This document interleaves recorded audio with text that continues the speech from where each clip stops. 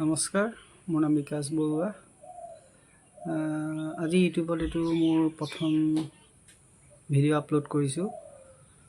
Actually চাকৰি বাকৰি নাই, সৰু সুৰাকৈ পাণ দোকান এখন চলাই আছোঁ। দোকানখন আজি ১.৫ বছৰমান হ'ল খোলা। আজি এই ভিডিঅ'টোৰ কিছুমান উদ্দেশ্য লৈ মই বনাইছোঁ। আজি দোকানখনৰ ১.৫ বছৰৰ যি অভিজ্ঞতা, সেই অভিজ্ঞতাখিনি আপোনালোকৰ আগত মই শ্বেয়াৰ কৰিম। আৰু অভিজ্ঞতাখিনি ষ্টেপ বাই ষ্টেপ মই ভিডিঅ' যোগে দি যাম।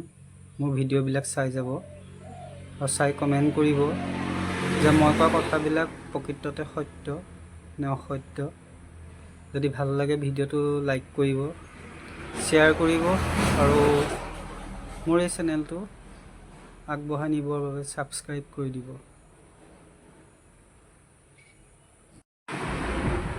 দোকানখনৰ এইটো বাহিৰৰ দৃশ্য।